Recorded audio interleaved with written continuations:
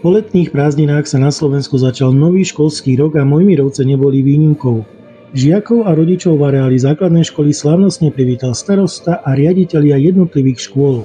Vážený pedagogický a nepedagogický zbor, milí žiaci, po vyše 30 rokoch opätovne otvárame školský rok 1. septembra.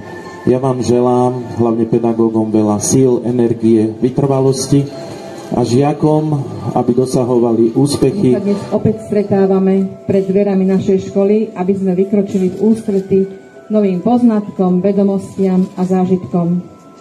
Verím, že ste si počas leta oddychli a načerpali nové sily pre úspešné zvládnutie školských povinností. Ja vám prajem, aby ste do svojej prvej triedy vykročili pravou nohou, aby sa vám darilo počas celého školského roka.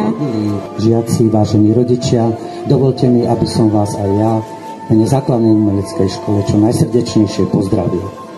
Želám našim všetkým žiakom, aby zažili v tomto školskom roku úspech, rodičom veľa trpezlivosti. V Mojmirovciach sídlia pod jednou strechou 3 vzdelávacie inštitúcie: základná škola, materská a základná umelecká škola.